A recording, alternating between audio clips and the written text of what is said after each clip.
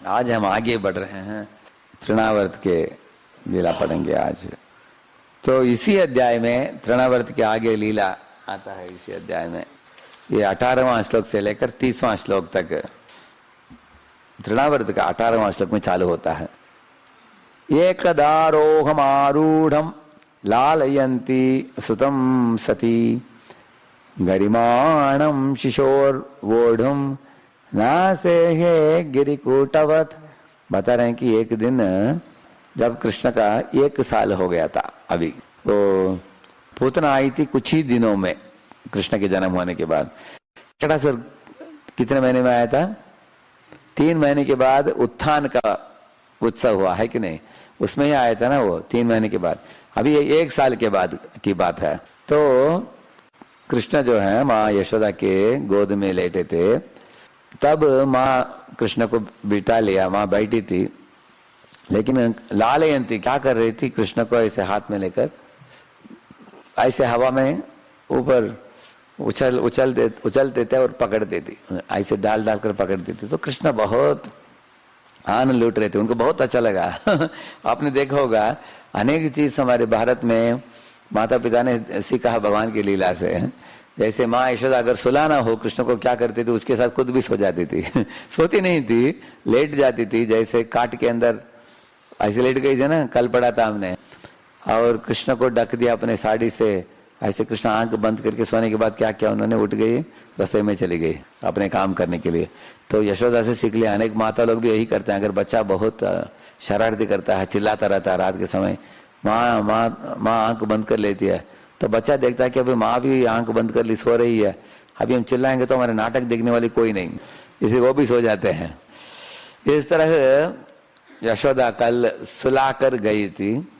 लेकिन आज के इस सत्र में पढ़ रहे हैं कि ये शकट, ये तृणावर्त के लीला में होने के पहले माँ यशोदा कृष्ण के साथ खेल रही थे, ऐसे लालयंती ऐसे बताया गया है। लालयंती सुतम सती गरिमाणम शिशोर वोडम ऐसे बताते हैं। अचानक देखा उन्होंने गरिमाणम, कृष्ण लग रहा था कि बहुत भारी हो गए। तो उनको बड़ा आश्चर्य हुआ, इतना भारी क्यों हो गया आप बच्चा? तो उन्होंने सोचा कि क्या कुछ भूत नहीं तो पिशाच घुस गया क्या इसके शरीर में? कुछ ब्राह्मण को बुलाकर लेके आना चाहिए, इसके को देखना चाहिए क्या हो गया करके, ऐसे वो सोच रही थी। तो उन्होंने सोचा कि भी भगवान नारायण के लिए पूजा करूंगी, ताकि तो इसको मेरे बच्चे को ठीक करने के लिए, ऐसा सोच रहे थे। वही तात्पर्य में लिखा है, माँ बच्चे के साथ ऐसे खेल रही थी, लेकिन अचानक कृष्ण का भार बढ़ गया था, ऐसे बताया गया। भूमौ निधाय तम गोपी विस्मिता भार पीड़िता महापुरुषमादधौ आदद्यौ जगताम आसकर्मसु। बोल रहे हैं कि विस्मिता भार पीड़िता, उसको बड़ा आश्चर्य हुआ कि मेरे बच्चा इतना भार कैसे बढ़ गया उसकी, ऐसे ऐसे पूछा उन्होंने। देखिए कृष्ण अनेक तरीके से अपने माँ को विस्मित किया।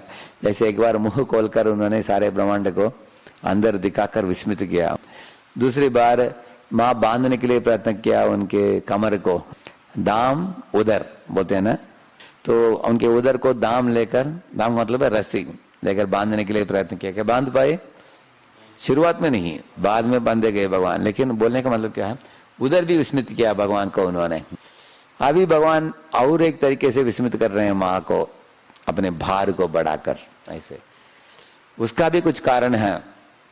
मेरे आचार्य ने बताया है कि जब कृष्ण को पहली बार इस तरह माँ यशोदा ने हाथ में लेकर ऐसे ऊपर फेंकना पकड़ना, ऊपर फेंकना पकड़ना किया, कृष्ण से ये तो गेम बहुत अच्छा है, ये बहुत मजा आ रहा है।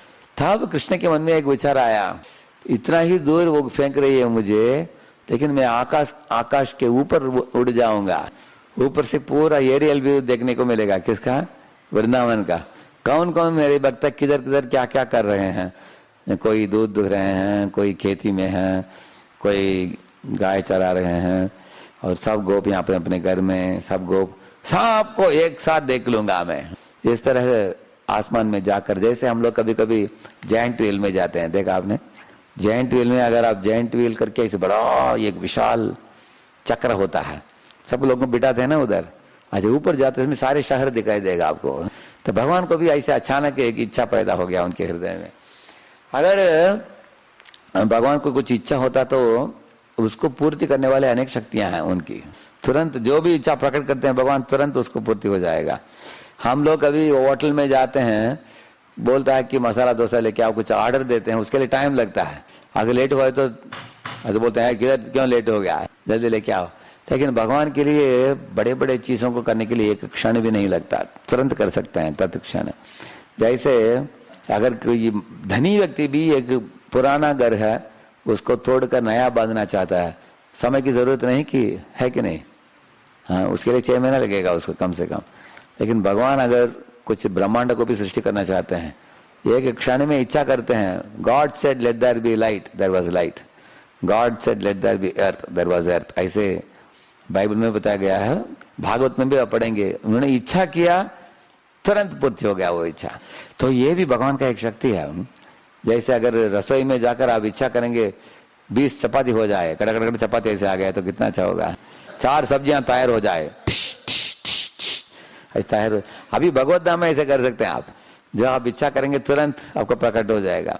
इधर हमारे पास ऐसे कुछ शक्ति नहीं है, हम लोग इच्छा करते हैं तो ठीक है, इच्छा होने के बाद मार्केट में जाकर तरकारी लेकर आओ, काटो, धोना चाहिए, उसके बाद पकाओ, उसके लिए ईंधन गैस चाहिए, इत्यादि समय लगता है उसके लिए।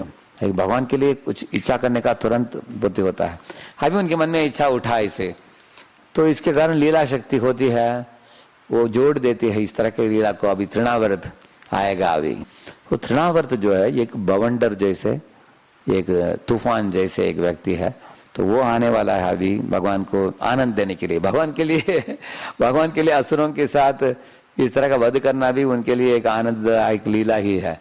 जैसे चाणूर और मुष्टिक के साथ मथुरा में जब भगवान ने कुश्ती किया, चाणूर मुष्टिक भगवान के शरीर में ऐसे मल्ल युद्ध करने वाले थे, वो भगवान को मारते थे, भगवान हंसते थे क्योंकि उनको बहुत आनंद मिलता था उसमें कुश्ती में। क्योंकि भगवान के शरीर ऐसा शरीर है, सच्चिदानंद स्वरूप है, उनको कोई मार भी नहीं सकता, काट नहीं सकता, वो सच्चिदानंद स्वरूप है। और उस शरीर में हमेशा रहते हैं भगवान, इस दुनिया में आते समय भी। लेकिन हम लोग जब आते हैं इस दुनिया में, हम ये पंचमहाभूत के शरीर को धारण करते हैं, लेकिन भगवान धारण नहीं करते, भगवान उसी स्वरूप में रहते हैं इस दुनिया में। इसलिए उनको आनंद ही आनंद है। अगर एक असुर भी उठा कर लेके जाएगा, डर नहीं उनको ऊपर जाने के लिए। तो इस तरह लीला शक्ति आयोजन से अभी तृणावर्त उधर आएगा, अभी उनको उठा कर लेके जाएगा। लेकिन कृष्ण ने सोचा अगर वो तृणावर्त आकर उठाएगा, माँ सोच लीजिए माँ के गोद से वो छीन कर लेके जाएगा, अच्छा है क्या वो माँ क्या डर जाएगी, वो रोएगी कि नहीं। इसलिए भगवान ने सोचा कि अभी माँ के गोद में रहना अच्छा नहीं, क्योंकि माँ को थोड़ा कहीं और भेज देना चाहिए। तो भगवान ने इस तरह सोच कर अपने बार बढ़ा दिया। कैसे बार बढ़ाया उन्होंने, देखिए भगवान के पास सब अष्ट सिद्धियां प्रचुर मात्रा में समुद्र के बराबर है उनके पास। अणिमा, महिमा, लगिमा, प्राप्ति, ईशिता, वशिता, ऐसे। अणिमा का मतलब है छोटे से छोटे बन जाना, और महिमा का मतलब है उनके, देखिए लगिमा का मतलब है बहुत एक पंखा जैसे एकदम हल्का, वो लगिमा। लेकिन महिमा का मतलब अपने भार को पहाड़ जैसे बढ़ा देना, ऐसे बढ़ा भी सकते हैं, ऐसे दोनों कर सकते हैं भगवान। इसलिए क्योंकि ये शक्तियां भगवान में हैं प्रचुर मात्रा में, जीवों को भी ये अष्ट सिद्धियां प्राप्य है, लेकिन बहुत लेश मात्रा में। भगवान के पास समुद्र के बराबर है, हमारे पास भी एक बूंद जैसे सिद्धियां प्राप्त हो सकते हैं। इसलिए तो योगी लोग प्राप्त करते हैं इन चीजों को, भगवान से ही भीख मांगकर प्राप्त करते हैं वो लोग, सब लोग ऐसे। भगवान तो अंततोगत्वा वो ही योगेश्वर है, यत्र योगेश्वर कृष्ण बोलते हैं ना। इसलिए अब योगेश्वर होने के कारण भगवान अभी अपने आप को क्या बार बढ़ाते हैं, क्यों, ताकि यशोदा उनको नीचे रख देगी। और अभी जाए भगवान को प्रार्थना करने के लिए, ब्राह्मणों को बुलाने के लिए, कोई नहीं रहेंगे निकट, तो ये तृणावर्त आएगा। तो भगवान का योजना ऐसा था कि तृणावर्त आते ही क्या बार बढ़ाना चाहिए, कम करना चाहिए, कम। क्यों कम, वो इतना हल्का होंगे कि तृणावर्त हंस पड़ेगा, अरे ये तो पंखा जैसा है, ये बच्चा इसको लेके जाकर इसको मारना बहुत आसान है। तो तृणावर्त ने सोचा था कि पूतना जो मेरे पहले 2 लोग गए वो इनका टारगेट बन गए, मर गए दोनों, एक पूतना थी, दूसरा शकटासुर। अभी पूतना गई थी अंदर, घर के अंदर, इसको उठाया, घर के अंदर भी मार दिया उन्होंने, भागती हुई आई, बाहर मर गई वो। अब ये शकटासुर भी, शकटासुर सोचा मैं घर के अंदर नहीं जाऊंगा, इसलिए शकट में बाहर आया वो घर के बाहर, सोचा कि और भी सुरक्षित है। इस तरह से तृणावर्त भी भगवान को बाहर लेके आई थी यशोदा ने। उस समय सोचा कि अंदर जाऊंगा तो अंदर अंदर मर जाऊंगा, इसलिए बाहर लेके आकर उठाकर उड़ जाऊंगा ऊपर। इस तरह सोचते हुए तृणावर्त आया, इस योजना के साथ आया। तो ऐसे क्या हुआ, अभी आगे के श्लोक में पढ़ते हैं 19वां। यहाँ 19वां अनुवाद पढ़िए। भूमो निधायतम गोपी, भूमि में रख दिया उन्होंने, पढ़िए। बालक को संपूर्ण ब्रह्मांड के बराबर भारी अनुभव करते हुए, अतएव यह सोचते हुए कि बालक को कोई दूसरा भूत प्रेत या असुर सता रहा है, चकित माता यशोदा ने बालक को जमीन पर रख दिया और नारायण का चिंतन करने लगी। उत्पात की आशंका से उन्होंने इस भारीपन के शमन हेतु ब्राह्मणों को बुला भेजा और फिर घर के कामकाज में लग गईं। उनके पास नारायण के चरण कमलों को स्मरण करने के अतिरिक्त कोई अन्य विकल्प ना था, क्योंकि वे यह नहीं समझ पाईं कि कृष्ण ही हर वस्तु के मूल स्रोत हैं। अभी 20वां वही बोला मैंने, ब्राह्मणों को बुलाने के लिए गए थे, स्वस्ति वचन करने के लिए, और कुछ भूत हो तो उसको निकालने के लिए, इस तरह की योजना से। दैत्यो नाम्ना तृणावर्तः कंस भृत्य प्रणोदितः चक्रवात स्वरूपेण जहारासेन मर्भकम, पढ़िए। जब बालक जमीन पर बैठा हुआ था तो तृणावर्त नामक असुर, जो कंस का दास था, वहां पर कंस के बहकाने पर बवंडर के रूप में आया और बड़ी आसानी से बालक को अपने साथ उड़ाकर आकाश में ले गया। एक तात्पर्य भी अच्छा है, पढ़िए। तात्पर्य, कृष्ण का भारीपन माता के लिए असह्य था, किंतु जब तृणावर्त असुर आया तो वह उन्हें तुरंत उड़ा ले गया। यह कृष्ण की अचिंत शक्ति का दूसरा प्रदर्शन था। जब तृणावर्त आया तो कृष्ण तिनके से भी अधिक हल्के हो गए, जिससे वह उन्हें उड़ा ले जा सके। यह उनका आनंद चिन्मय रस था। करेक्ट। तो इस तरह माँ के गोद में जैसे ब्रह्मांड के समान बार बढ़ गया इनका, कृष्ण का, इसलिए उन्होंने नीचे रख दिया। अभी इतना हल्का हो गया क्योंकि उसका उनका योजना ही था कि उठाएगा मुझे आसानी से, और भगवान ऊपर जाएंगे आसमान में उसके साथ, तो भगवान की इच्छा पूर्ति हो जाएगा ऊपर। गोकुलम सर्वमाश आवृण्वल मुष्णम चक्षुंसि रेणुभिः वीरयन् सुमहाघोर शब्देन प्रदिशो दिशः। उस असुर ने प्रबल बवंडर के रूप में सारे गोकुल प्रदेश को धूल के कणों से ढकते हुए सभी लोगों की दृष्टि ढक ही ली और भयावनी आवाज करता हुआ सारी दिशाओं को कपाने लगा। तो आपने देखा होगा जब एक तूफान आता है, इसका शरीर ही तूफान जैसे शरीर था। जैसे पूतना का तो प्रॉपर शरीर था, लेकिन शकटासुर का हवा जैसा था उसका शरीर, लेकिन इसका दोनों था। ये जब आकर प्रकट करना चाहता था कर सकता था, लेकिन जब हवा जैसे होना चाहिए तभी हवा जैसे हो सकता था।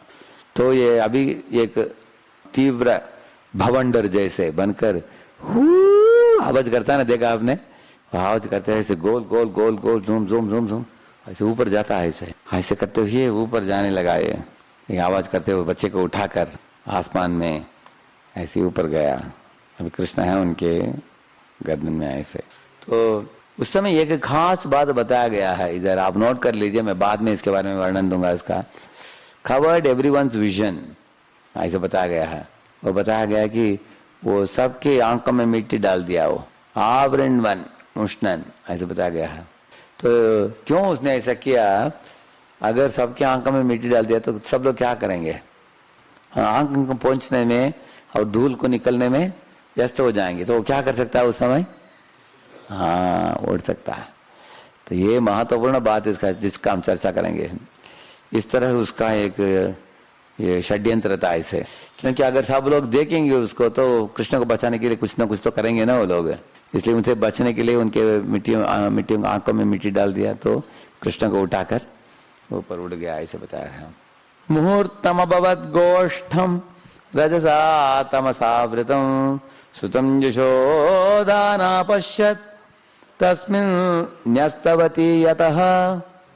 बोलिए। क्षण भर के लिए समूचा चारागाह धूल भरी अंधड़ के घने अंधकार से ढक गया और माता यशोदा अपने पुत्र को उस स्थान में ना पा सकी जहां उसे बिठाया था। हाँ, करेक्ट। देखिए, रजसा तमसावृतम बताया गया। उसने और एक चीज किया, उधर एक अंधकार को निर्माण किया। क्यों? अंधकार में हम ठीक तरह से देख नहीं पाएंगे। वो तमोगुण में अंधकार और रजोगुण में क्या है? धूली। ऐसे ऐसे हैं, ऐसे। तो रजोगुण से इतना धूल फैलाया, आंखों में चला गया वो लोगों को। सब गोपियां अपने आंखों को ठीक कर रही। तो इस तरह से रजोगुण तमोगुण दोनों का मिश्रण था। अगर ये एक साधना भक्त नहीं तो योगी के हृदय में अंधकार हो, उसका मतलब अज्ञानता हो, नहीं तो उसके अंदर धूली हो, जिसका मतलब है काम वासना। काम वासना को धूल से तुलना किया है। तो क्या है, ये दोनों प्रभाव कृष्ण को उठाकर लेके जाते हैं। हम कृष्ण को अपने हृदय में पकड़ कर रख नहीं पाएंगे। इसके एकदम विरुद्ध एक योगी के हृदय में अंधकार को मिटाने वाली ज्योति है, आध्यात्म दीपम बोलते हैं ना भगवान, ज्ञान दीपेन भास्वता। ऐसे अगर ज्ञान दीप जलाया जाता है तो अंधकार मिट जाता है। जैसे एक अंधेरे कमरे में ट्यूबलाइट लगा दिया जाए, क्या होगा? अंधकार मिट जाता है। सूर्य के उपस्थिति में क्या अंधकार रह सकता है? क्या नहीं। तो इस तरह का अगर एक योगी नहीं तो साधक अपने हृदय में अंधकार को मिटा देगा। और धूल रूपी, क्यों काम वासना को धूल से तुलना किया है? उसका कारण है, बहुत सुंदर कारण बताया गया भागवत में। क्या है? हम लोगों का देखने का शक्ति है उनमें, लेकिन अचानक अगर धूल उठकर हमारे आंखों के अंदर चला गया तो हमारे देखने की क्षमता कम हो जाता है, हम अंधा हो जाते हैं। इसी तरह काम भी हमको क्या करता है? हाँ, अंधा करता है। काम अंधा सुना है आपने? काम अंध बोलते हैं ना। अभी रावण भी कामुक होकर, काम अंध होकर वो मर मिटाना है। हाँ, हम देखते हैं, क्योंकि काम वासना उठ जाता किसी के हृदय में, वो पागल हो जाता है, वो उसका कंट्रोल चला जाता है। अपने इंद्रियों के ऊपर निग्रह नहीं, किसी के पीछे भी पागल हो जाता है। जैसे एक न्यूज़ ऐसे आया था कि कुछ बहुत बड़े फेमस एक होटल ओनर था, तो उसके होटल में तो हमेशा इतना भीड़ आता था। तो बाहर, होटल के बाहर कभी कभी 20-30 लोग खड़े रहते थे, अंदर से लोग आने के बाद वो लोग घुसते थे। इतना मशहूर होटल है। तो पहले एक चालू किया भारत में, उसके बाद सारे दुनिया में उसके 50-60 होटल हो गए, उसके इतने ब्रांचेस हो गए उसके। और उसके स्टैंडर्ड है, जो बनाता है ना आइटम्स, उसके इतने स्टैंडर्ड होता था उसके, बहुत फेमस था। मैं नाम इत्यादि बताना नहीं चाहता, लेकिन ये समझने की बात है। इतना अच्छा उसका बिजनेस था, काम धंधा, लाखों करोड़ों रुपया कमाता था होटल बिजनेस के द्वारा ऐसे। लेकिन क्या हुआ, उसके एक एम्प्लॉय था उसके ही होटल में, उसके बीबी के ऊपर इनका आकर्षण हो गया। वो सोचा कि बहुत खूबसूरत थी वो, लेकिन उसका पति जो था उस स्त्री की, वो थोड़ा लंगड़ा भी था और रूप भी उतना सुंदर नहीं था, वो काला काला दिखता था। तो इसने क्या सोचा, इसके पति तो उतना ये नहीं है और मैं जमींदार जैसा हूँ, बड़ा हूँ, ये तो लगभग 60 उम्र का था ये ओनर। तो उसने उसको खत भेजा कि तुम मेरे बीवी बन जाओ, मैं तुमको अच्छा रखूंगा। तुम जमींदार की जानती हो कि मेरा 50-60 होटल्स हैं, करोड़ों रुपया कमाता हूँ मैं, उसको छोड़ दो, तुम्हारे पति को डाइवोर्स ले लो, मेरे पास आ जाओ। तो वो पतिव्रता नारी थी वो। हो बोले क्या बोल रहे तुम, मूर्ख, उसको रुचि नहीं था इसमें। तो इसने बाद में कुछ योजना बनाकर उसके पति को मारने की योजना बनाई, कुछ लोगों को लेकर। यही काम वासना क्या करता है, इंसान को अंधा बना देता है। इसने क्या सोचा, मैं बड़ा धनवान हूँ, पुलिस भी हमारे कठपुतली हैं, उनको हाथ में रखकर हम उसको उड़ा देंगे, उसके पति को ऐसे सोचकर उनको ऐसे किया। लेकिन ये करने के कारण तो सत्य तो बाहर निकल आ गया बाद में। तो इनको लाइफ सेंटेंस दिया गया इनको, क्योंकि इन्होंने मारा ना एक व्यक्ति को। इसके कारण लाइफ सेंटेंस का मतलब है इनको जैसे 30-40 साल जो भी अंतिम सांस लेने तक जिएगा, इसको किधर रहने का? जेल में। बच नहीं पाया वो, लेकिन उसको सेंटेंस आते ही हार्ट अटैक आ गया उसका, मर गया वो। लेकिन बोलने का मतलब क्या है, ये सब समस्या चालू हुआ किधर से? हाँ, दूसरे एक साधारण इंसान के बीबी की ओर आकर्षित हो गया वो, उसकी आंखों में मिट्टी आ गई उसके। इसलिए रजोगुण के प्रभाव जो है, काम का वासना, उसको मिट्टी से तुलना किया है। हम लोग भी भक्ति में जुड़े हैं, लेकिन ये मिट्टी आने नहीं देना चाहिए हमको आंखों में। अगर मिट्टी आ जाएगा तो धूल आ जाता है, तो हम ठीक तरह से देख नहीं पाते हैं, कामांध हो जाते हैं, बेवकूफ हो जाएंगे, भटक जाएंगे दुनिया में, और जन्म मृत्यु चक्र में फंस जाएंगे और भक्ति को छोड़ देंगे। ये समस्या है। इस तरह ये श्लोक में बताया गया है कि इस तरह रजसा तमसा आवृतम, दोनों बताया गया है इधर। मुहूर्तम अभवत गोष्ठम रजसा तमसा आवृतम सुतम यशोदा ना पश्यत।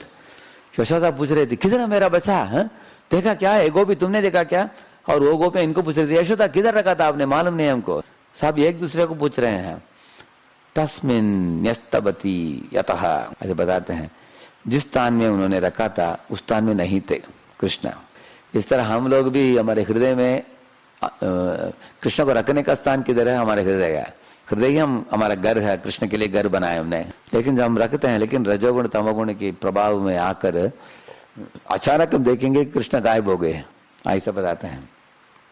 न पश्यत कश्चन आत्मानं परम चापि विमोहितः तृणावर्त निसृष्टाभिः शर्कराभिरुपद्रुतः। तृणावर्त द्वारा फेंके गए बालू के कणों के कारण लोग ना तो स्वयं को देख सकते थे, ना अन्य किसी और को। इस तरह वे मोहित तथा विचलित थे, ऐसे बताया है। तो ये बाद में मैं इसके बारे में विस्तारित रूप से बताऊंगा। ये बहुत महत्वपूर्ण श्लोक है जो 23वां। तो हम जब लेसन सीखेंगे तृणावर्त से, तब हम और बताएंगे। इति कर पवन चक्र पांशु वर्षे सुत पदवीम अबला विलक्ष्य माता अति करुण मनुस्मरन्त्यशोच भुवि पतिता मृतवत्सका यथा गौ। देखिए लास्ट में बोलते हैं भुवि पतिता, यशोदा माता के नीचे भूमि में गिर पड़ी। मृतवत्सका, अगर कुछ बछड़ा मर गया हो, यथा गौ, ये गौ मतलब है गाय। गाय देखते कि उसका बछड़ा अगर मर गया तो कितना रोएगी गाय। इस तरह माँ यशोदा को देखने में ऐसे ही लगा, एक बछड़े को खो बैठा कोई गाय, कितना रोएगी वो। इस तरह वो भूमि में गिर पड़ी, जोर से रोने लगी। और अति करुणम अनुस्मरन्ति अशोचत, बताते हैं कि वो अपने बेटे का स्मरण करते करते करते अति करुणम, इतना दयामयी दृश्य था देखने के लिए, किसी को भी दया आएगा उसको, उनको देखकर। अशोचत मतलब जोर से वो रो रही थी, सहन नहीं कर पाया कृष्ण की अनुपस्थिति को। ऐसा सुत पदवी अबला विलक्ष्य माता, वो अबला है। तो उन्होंने देखा कि इधर बताते हैं कि जिस स्थान में बच्चे को रखा था वो देख नहीं पाया, वो अबला स्त्री। अविलक्ष्य माता, विलक्ष्य का मतलब देखना, अविलक्ष्य का मतलब ना उधर देख नहीं पाया, इधर ही रखा था बच्चे को, दिख नहीं रहा बच्चा इधर। इति कर पवन चक्र पांश वर्षे, इसका मतलब है इस तरह का पवन चक्र का मतलब है चक्र, चक्र जानते हैं ना, पवन चक्र मतलब हवा का ऐसे है, ऐसे बढ़ता है चक्र है, ऐसे पवन का चक्र। खरक का मतलब है बहुत एकदम मजबूत ऐसे, और ऐसे गोल गोल घूमते समय धूल को वो फैलाया, ऐसे धूल को सबकी आंखों में वो फैलाकर ऊपर उठाकर गया। इसके कारण ये गति हुआ यशोदा का। रुदित मनु निशम्य तत्र गोप्यो वृषमनुतप्त दियो श्रुपूर्ण मुख्यः रुरुदुरनुपलभ्य नन्दसूनुं पवन उपारतं पांशु वर्ष वेगे। पढ़िए अनुवाद।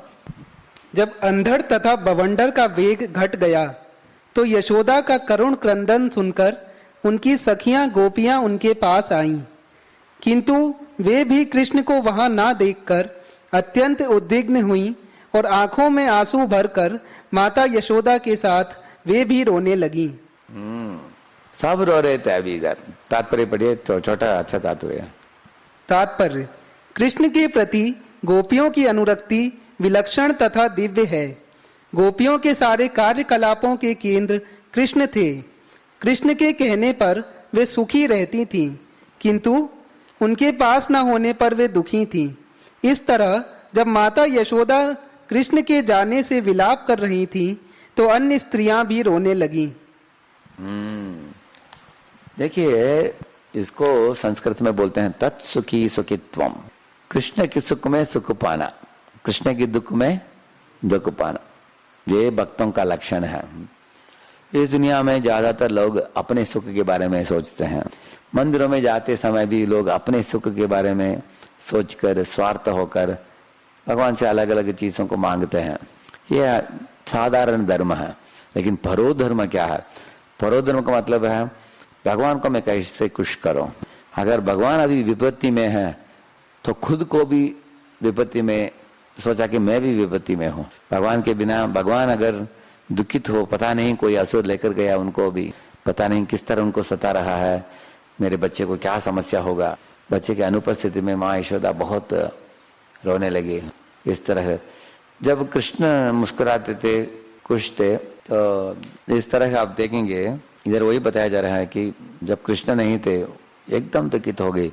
कृष्ण की उपस्थिति में आनंद पाना, कृष्ण की अनुपस्थिति में दुख पाना, ये यशोदा है। यशोदा सब गोपियां हैं। इस तरह बताते हैं। तृणावर्तः शांतरयो वात्यारूपधरो हरन् कृष्णं नभो गतो गंतुम ना शक्नोत भूरि भारभृत। पढ़िए। तृणावर्त असुर वेगवान बवंडर का रूप धारण करके कृष्ण को आकाश में बहुत ऊंचाई तक ले गया, किंतु जब कृष्ण असुर से भारी हो गए तो असुर का वेग रुक गया, जिससे वह और आगे नहीं जा सका। देखिए, भगवान अपने आप को हल्का बना लिया, इसलिए तो असुर उनको उठा पाया। कोई उठा सकता है क्या भगवान को? अगर भगवान चाहते हैं कि मुझे ऊपर उड़ना है या असुर को उठाने के लिए अनुमति दे, तब तो असुर उठा पाएगा ना, नहीं तो नहीं। जैसे आप लोग पढ़ते हैं 8वें स्कंद में एक समुद्र मंथन लीला में, तब दुग्ध सागर में जब समुद्र मंथन हुई असुर देवताओं के बीच में, तब अमृत कलश को लेकर आते हैं। नाम क्या है उनका? धन्वंतरी। धन्वंतरी लेकर आते हैं। वो साक्षात विष्णु ही है, उनका रूप भी विष्णु का रूप ही है। हाथ में लेकर आते हैं कलश। लेकिन असुर लोग देखते हैं कि अभी आ गया, हम लोग प्रोजेक्ट काम कर रहे थे किसके लिए? अमृत के लिए। अभी अमृत आ गया, हम बड़े शक्तिशाली हैं, देवता लोग कमजोर हैं, अभी छीन लो भगवान के हाथ से और हम खुद विभाजन कर लेंगे, खा लेंगे और देवताओं को धोखा दे देंगे। इस तरह सोचते हुए उनका लीडर जो था जयंत, जो असुरों का, वो भगवान के हाथ से छीन लिया। भगवान के हाथ से कोई छीन सकता है क्या कुछ? क्या उनको कोई धोखा दे सकता है क्या? अगर कोई धोखा दे पा रहा है, ये भगवान की अनुमति से ही होता है। और दूसरा है, ये भी भगवान का एक लीला है, भगवान का ही एक लीला है।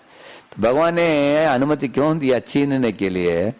भगवान उनको सिखाना चाहते थे कि अरे मूर्ख, अभी आप लोग छीन कर लेके जाते हो, लेकिन एक बूंद भी नहीं मिलने वाला आपको। इसके लिए क्या किया भगवान ने? क्या किया? अपने आप को विस्तरित किया। क्या रूप में? मोहिनी मूर्ति। मोहिनी मूर्ति में रूप में आए, बहुत सुंदर स्वरूप लेकर उधर वो ऐसे चल रही थी। बहुत सुंदर खूबसूरत शरीर थी, बहुत लंबे बाल थे, उनकी चेहरा चंद्रमा जैसे चमक रहा था, कमल के पंखुड़े जैसे आंखें थी, अच्छे अच्छे आभूषण पहनी थी। ऐसे उनकी छलना देखकर सब लोग मनमोहित हो गए, सब असुर लोग हैं। सब उनको हैंड ओवर कर दिया। किसको? ये जो कलश को। बोला कि थाप ने सोचा कि मेरी ओर तिरछी नजर से देख रही है, मुझे ही विवाह करेगी। इस तरह सोचकर बेवकूफ बनकर उसके हाथ में दे दिया। और उसने बोला कि मैं तो अकेली स्त्री घूम रही हूँ, गाम रही हूँ, अकेले, पति भी नहीं मेरे साथ, आप लोग इतना विश्वास कैसे रखते हो मेरे ऊपर? फिर भी वो लोग बोले नहीं नहीं, हमको विश्वास है, तुम सही ढंग से करोगी। ही दे दिया उनके हाथ में। क्योंकि सब सोच रहे थे कि ये बहुत खूबसूरत है, मुझे विवाह करना है इसके साथ, तो मैं कुछ नहीं बोलूंगा, चुपचाप बाद में अमृत मिलने के बाद खा भी लेंगे, बहुत लंबे आयु जिएंगे और विवाह हो जाएगा हमारा इसके साथ। ऐसे किसने सोचा? किस असुर ने सोचा? सब सोचा ऐसे, सबके सब सोचा ऐसे है, इसलिए कोई कुछ नहीं बोला। तो उन्होंने क्या किया, सबको बिठा दिया, असुरों को एक ओर, देवताओं को दूसरी ओर। असुरों की पक्ष में क्या किया उन्होंने, ऐसे आवाज करते हुए उनके लिए अपने नूपुर का ध्वनि दिया सुनने के लिए, और उनके शरीर का सुगंध सूंघ पाए लोग।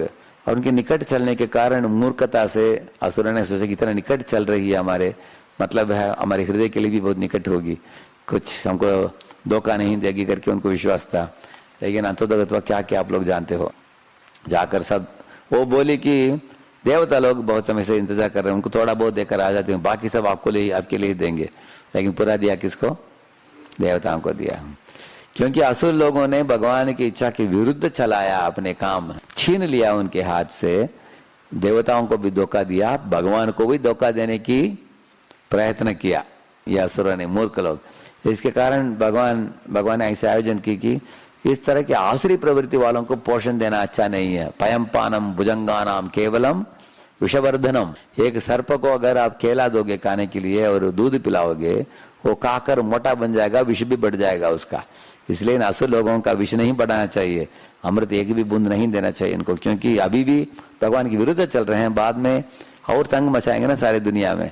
उनको देने के बदले भगवान ने क्या किया, देवताओं को सब दिया, क्योंकि देवता लोग सब सलाम मारकर भगवान के पूरे शरणागत भक्त थे, जो बोला भगवान ने वो किया उन्होंने। लेकिन मैं क्यों बोल रहा हूं आपको, सब भगवान की इच्छा अनुसार चलता है, कोई भगवान को धोखा नहीं दे सकता।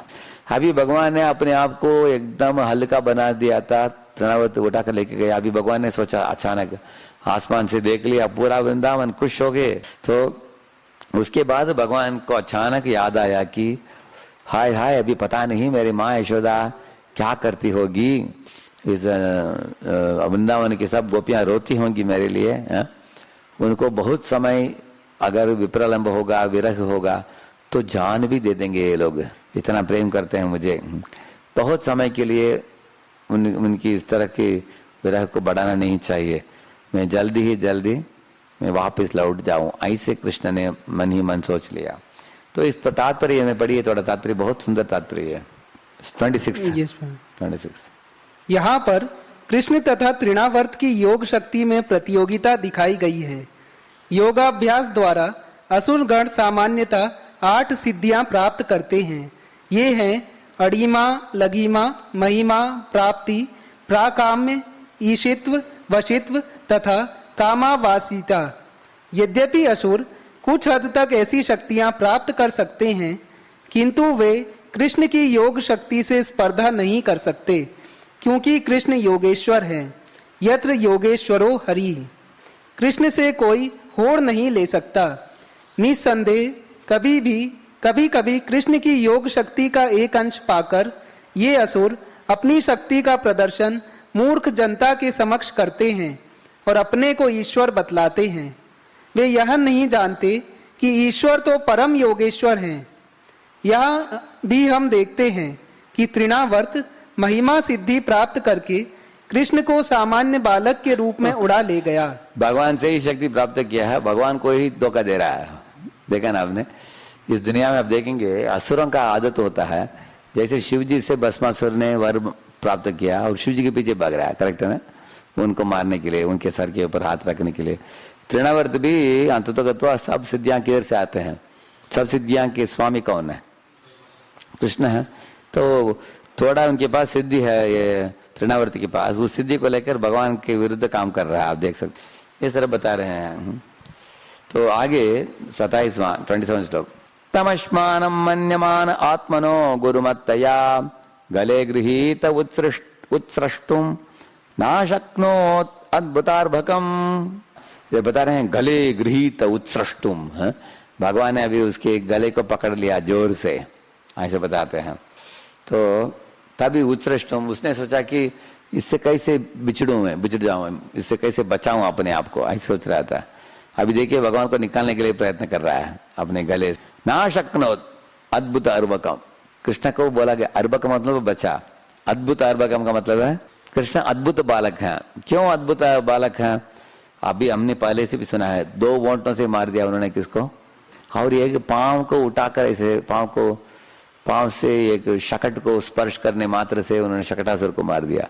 इसलिए अद्भुत बालक है, साधारण बालक नहीं है, ये अद्भुत बालक है।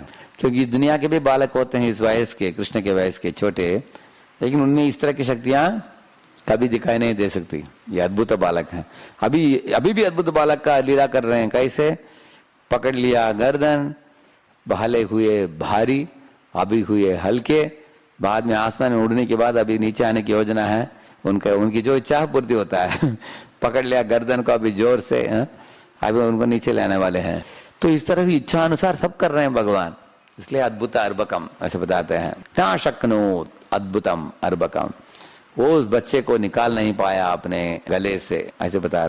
तुम अश्मानम, अश्मा का मतलब है बहुत बड़ा चट्टान, ऐसे बहुत बड़ा पहाड़ हो, ऐसे उसको लगाओ उसको। मन्यमान आत्मन गुरुमत्तया, क्योंकि ये असुर को लगा कि इतना भार मैंने मेरे जीवन में कभी भी उठाया नहीं है। आप लोगों ने कभी देखा है कुली लोग उठाते हैं ना, कुली पीछे ये जो सैक, आप एक ट्राई मारिए उसको एक बार, हाँ उठाएंगे आपका पीठ टूट जाएगा, इतने बार उठाते हैं वो लोग। इस तरह ये तो असुर है, उसने पहले भी उठाया होगा कुछ बार, लेकिन इतना बार कभी नहीं देखा है। इसी अनुभव हुआ कालिया को भी।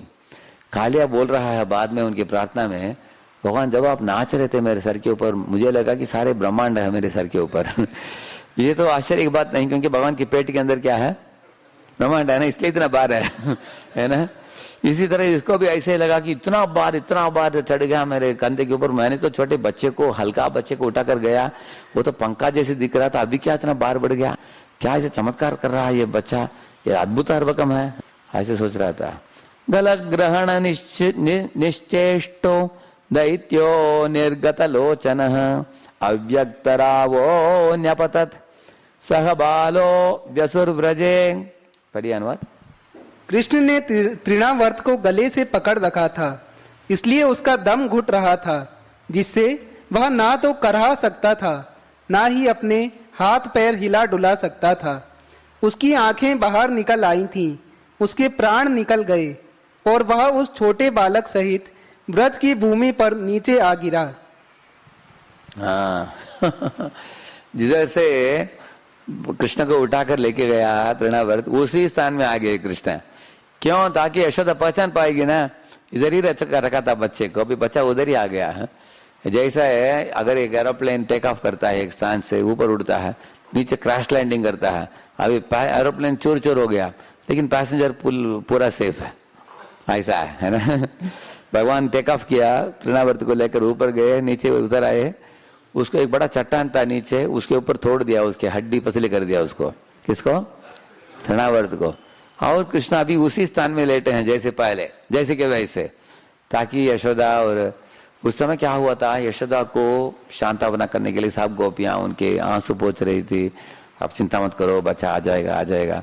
इसलिए अभी भगवान उनके सामने ही आ पहुंचे कृष्ण। तब नंदा बाबा तुरंत भागते हुए आते हैं, सब गोपों के साथ उठाते हैं बच्चे को। बच्चे के शरीर में एक स्क्रैच भी नहीं। तब वो बोलेंगे, अभी नंद महाराज आगे बोलेंगे, देखो ये असुर बड़ा पापी होगा, इसके कारण ऊपर से नीचे गिरा, अभी पूरा टांग टूट गया इसका, और पूरा का टांग ही नहीं, पूरा शरीर हड्डी पसली हो गया उसका, मर गया वो। लेकिन हमारा बच्चे को एक स्क्रैच भी नहीं हुआ, क्योंकि हमने बहुत पुण्य किया होगा पूर्व जन्म में ऐसे बच्चे को जन्म देने के लिए, है वह पुण्य से सब बच्चा बच गया। ऐसे आगे बताएंगे नंद बाबा। भगवान तो सच्चिदानंद विग्रह है, उनके लिए कुछ समस्या नहीं है, उनके लिए ऐसे।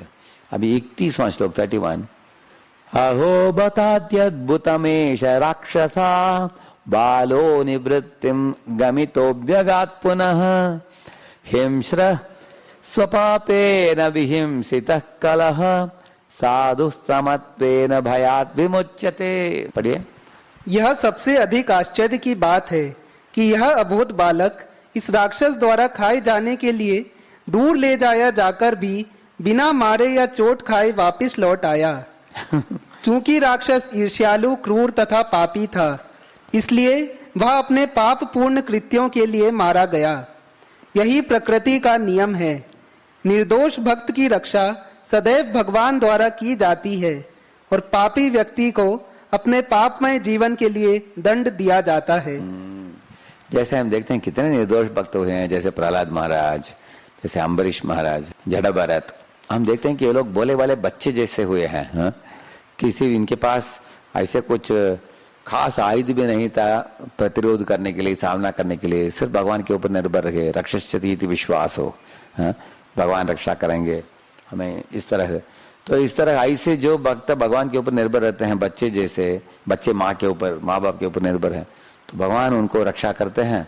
और ऐसे भगवान के बारे में भी बताते हैं कि तो ये जो असुर जो होता है, वो नृशंस हैं, क्रूर हैं, पापी हैं, तो वो अपने ही पाप से मरता है। जैसे दुर्योधन और पांडवों को तुलना करेंगे, आप देखेंगे दुर्योधन क्या क्या नाटक किया पांडवों को मारने के लिए और खत्म करने के लिए और खुद शासन करने के लिए। अंततोगत्वा अपने सब भाइयों के साथ मर मिटाओ, उसके ही पाप उसके पीछे पड़कर उसको मार दिया।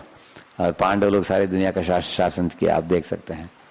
इस तरह बताते हैं इधर अपने भगवान के भक्तों के बारे में बताया जा रहा है। जिस तरह भी भगवान के शरीर में एक स्क्रैच भी नहीं आया, उनको कुछ नुकसान नहीं हुआ, इस तरह भगवान के भक्तों के बारे में भी बताया जा रहा है इधर। और एक अनुवाद पढ़ लेंगे, वो वही बताते हैं जो बोला मैंने, हमने पुण्य किया होगा वो बताते हैं।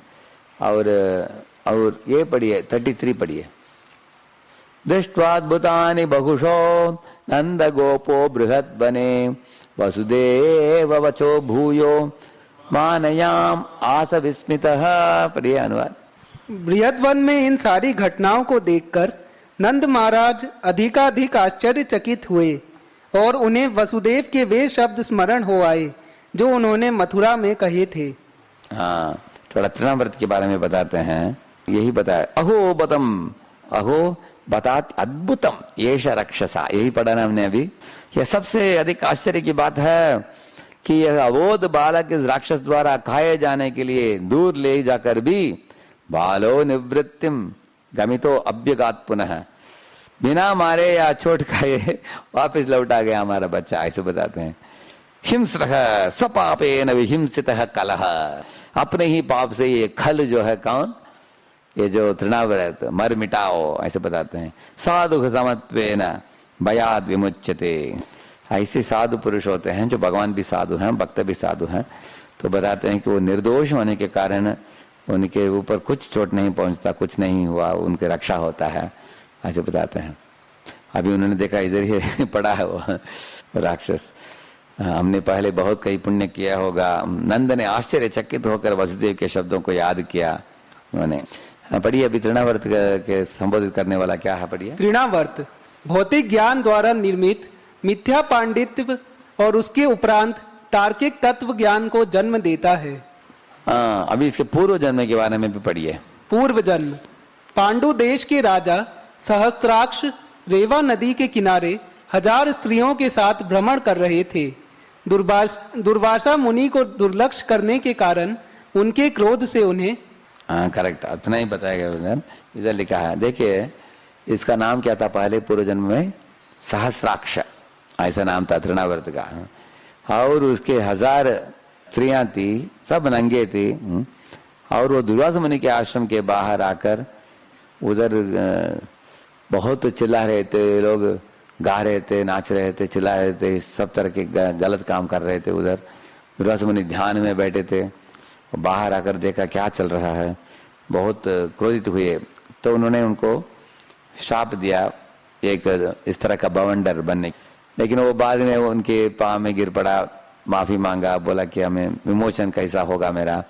तब वो बोले कि शाप विमोचन तुम्हारा होगा, भगवान कृष्ण ही तुमको उद्धार करेंगे, ऐसे उनको बताते हैं। तो अभी गर्ग संहिता में और एक बात बताया गया है, नंद और गोपों ने यशोदा को थोड़ा डांटा कि तुम बच्चे को ऐसे कैसे आपने छोड़ दिया अकेले, कभी अकेले मत छोड़ना, ऐसे वो भी बताया गया है। और गोपियों के बारे में बोला गया कि बहुत खुश हुई गोपियां जब कृष्ण प्राप्त होने के बाद। तो पहले हमने एक श्लोक में हमने पढ़ा था, अभी तृणावर्त के संबंध में कुछ आचार्यों ने अलग अलग भी आनंद वृंदावन चंपू में थोड़ा विस्तारित रूप से बताया गया। थोड़ा इसके बारे में भी सुनेंगे हम।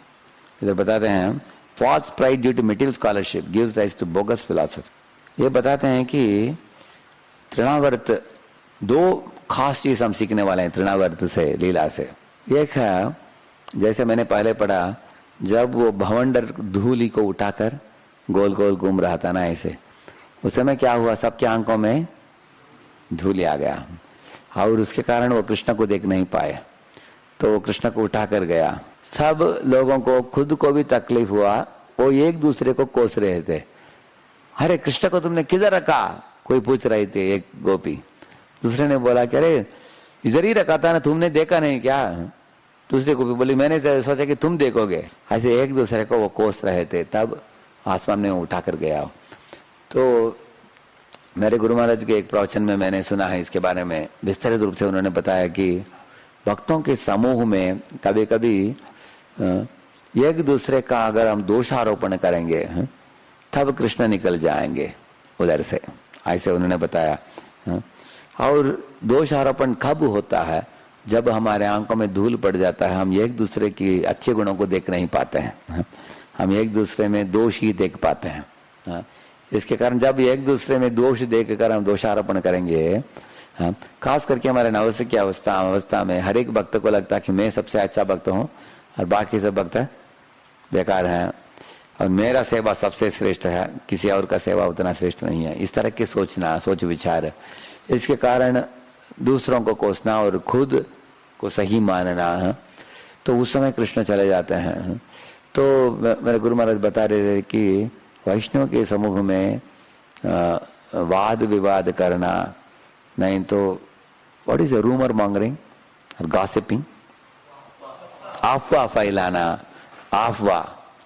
फैलाना, एक दूसरे के ऊपर दोषारोपण करना, जिसके कारण अंततोगत्वा वो तो उससे अपराध होता है।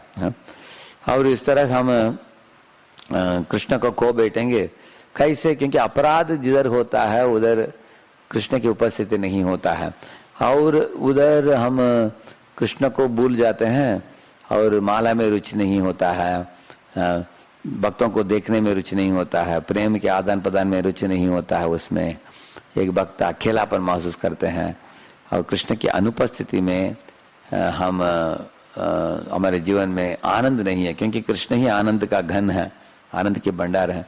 उनकी अनुपस्थिति में हमारे हृदय सूख जाता है। ये बता रहे थे वो।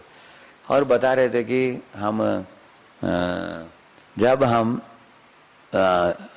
एक दूसरे को आदर देकर, सम्मान देकर हम एक दूसरे के साथ मिलजुल कर काम करते हैं, तब कृष्ण वापस लौट आ जाते हैं। यही एक लेसन बता रहे थे महाराज जी।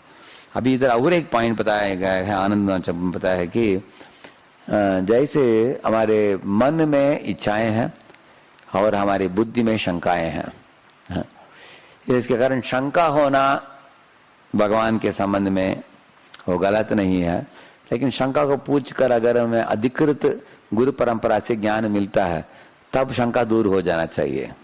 जैसे अर्जुन भी अनेक शंकाओं को प्रकट करते हैं गीता में, है कि नहीं। तो भगवान भी सुनते हैं उनकी शंका को, उसको दूर करने के लिए जवाब देते हैं। उसके बाद क्या होता है अर्जुन का, वो बोलते हैं, भगवान पूछते हैं अंत में, कश्चिदेतत् श्रुतं पार्थ त्वयैकाग्रेण चेतसा कश्चिद अज्ञान सम्मोह प्रणष्टस्ते धनंजय। ये अर्जुन ध्यान से सुना क्या गीता, क्या तुमको समझ में आ गया? क्या बोलते हैं अर्जुन, नष्टो मोह, मेरे मोह नष्ट हो गया, स्मृति लब्धा, मेरे कृष्ण भावनामृत वापस लौट आ गया, त्वत्प्रसादान मया अच्युत, आपकी कृपा से हे कृष्ण।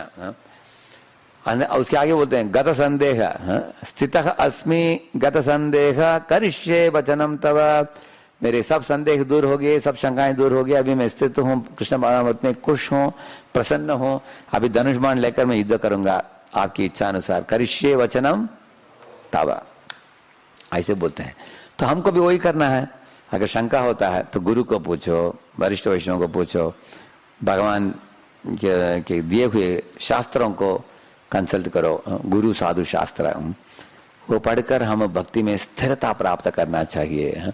तो शंका दूर हो जाना चाहिए, क्योंकि बुद्धि में प्रभुपाद जी बोलते हैं doubting is a function of intelligence, शंका करना बुद्धि का एक काम है, लेकिन वो डाउट को हम शास्त्र को पढ़कर हमें दूर करना चाहिए।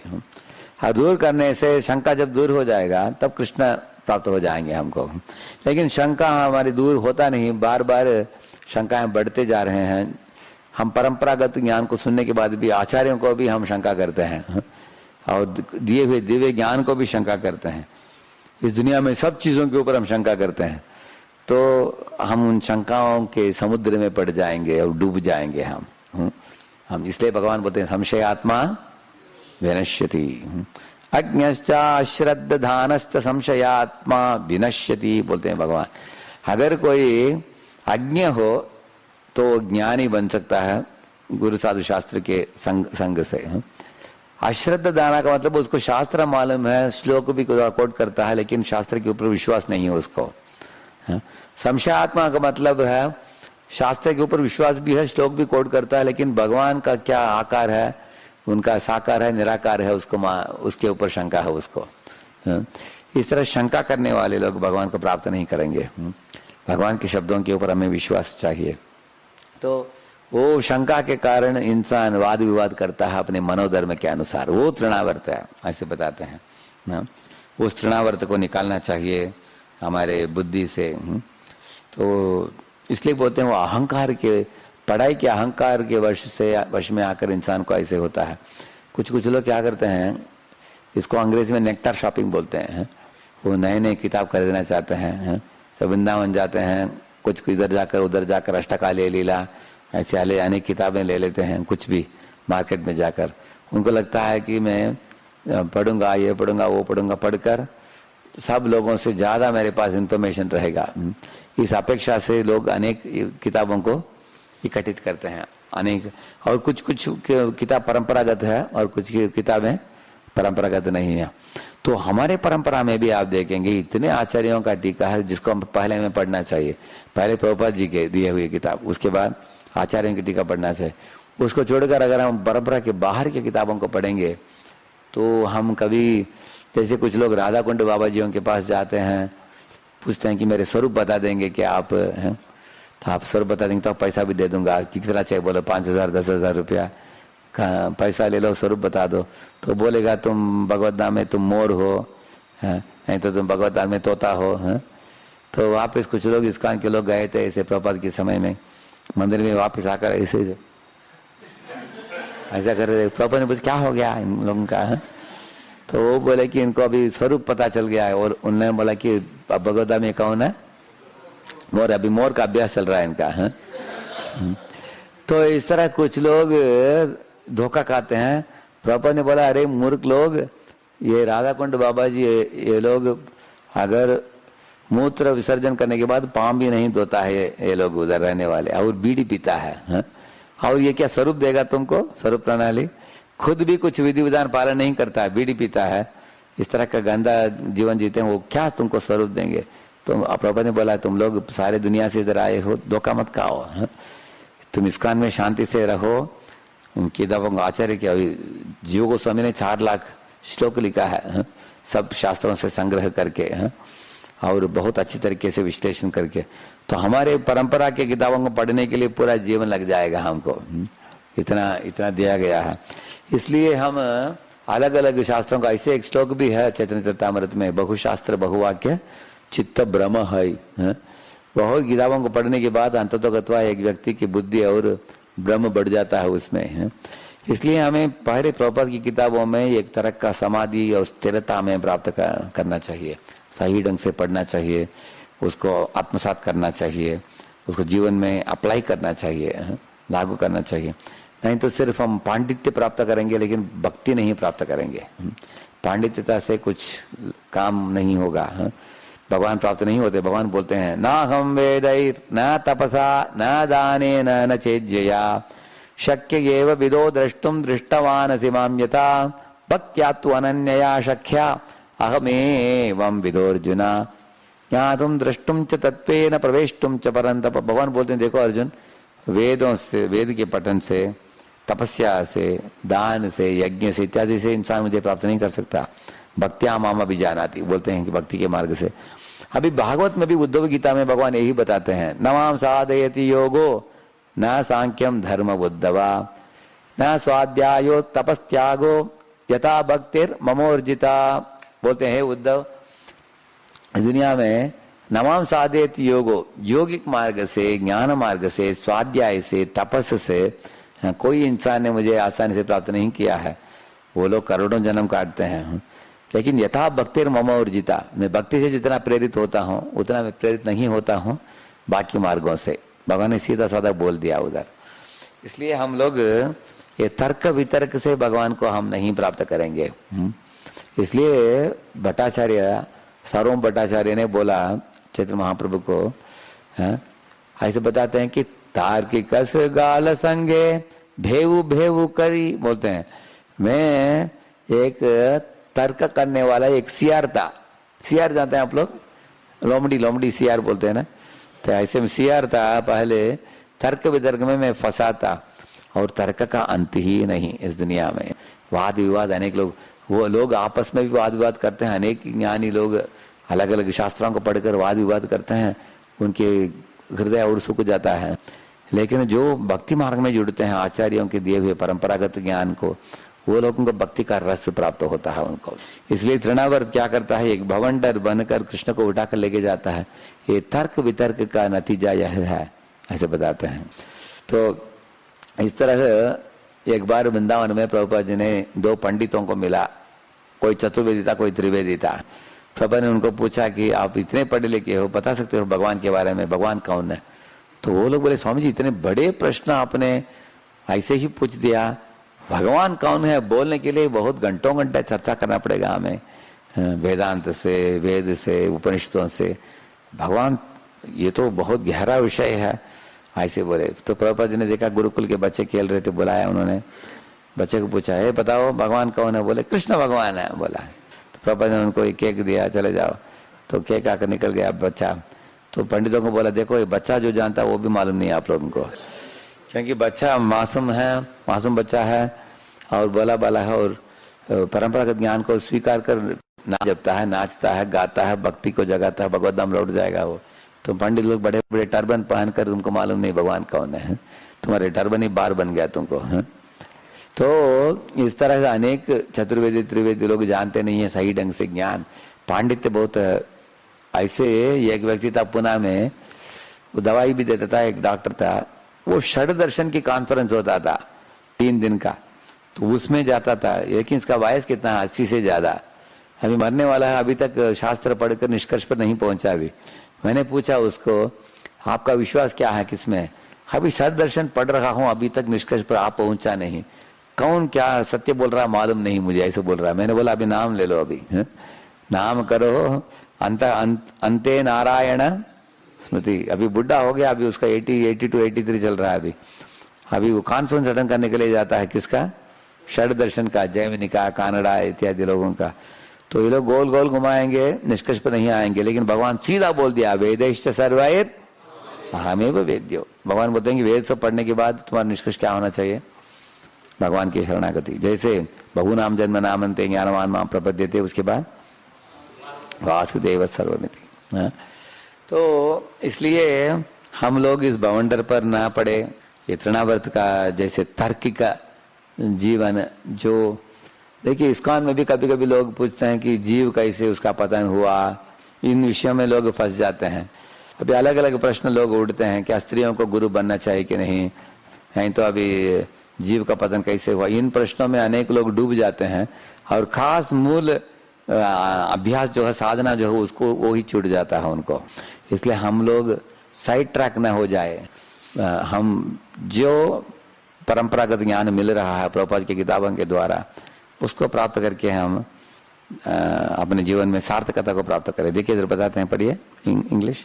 तृणावर्त बवंडर दैत्य रिप्रेजेंट करता है जो शिक्षित होने का जो दम्भ है, और उसके कारण अलग अलग शुष्क न्याय को यूज करते हुए आप मुक्ति की प्रार्थना करते हैं और इसी के जुड़े हुए व्यक्तियों के साथ संग करते हैं। यह सभी तरीके के नास्तिक और भौतिकवाद में संग करने वाले व्यक्तियों के साथ रहते हैं और अपने भक्त की ऊपर जो वात्सल्य के कारण भगवान कृपा पूर्वक उस बवंडर दैत्य को मारते हैं और भगवान की आराधना में आने वाले विघ्नों को नष्ट कर देते हैं। ये भक्तिविनोद ठाकुर बताते हैं इस तरह डिटेल में कि नास्तिकता, मुक्ति कामी और शुष्क वैरागी, अहंकारी इत्यादि को संबोधित करता है तृणावर्त, क्योंकि ये सब चीज भक्ति को हमसे, हमारे हृदय से निकालने वाली चीज है। इन चीजों से दूर रहना चाहिए। और एक बोलते हैं तृणावर्त गलत तर्कों को प्रतिनिधित्व करता है। जब तक तृणावर्त बवंडर के रूप में कृष्ण के द्वारा मारा नहीं जा सकता, व्यक्ति द्वारा भावपूर्ण प्रेम पूर्व भाव उदय नहीं हो सकता। तृणावर्त के रूप में जो तर्क होते हैं वे भौतिकवादी दार्शनिकों, बौद्धों, तर्कशास्त्रियों, निर्विशेषवादियों और ये उनके सब एक भक्त के हृदय में होगा, उससे भक्त के हृदय में भाव नहीं उठेगा। अगर भाव उठाना हो, ये भुक्ति काम, मुक्ति काम, बौद्धवाद, नास्तिकता इत्यादि के तृणावर्त को हमें निकालना पड़ेगा, तब हमें कृष्ण प्राप्त होंगे और भाव कृष्ण के लिए भाव भक्ति जग सकता है। कृष्ण भगवान की, श्रीमद् भागवतम की, गौर भक्त वृंद की।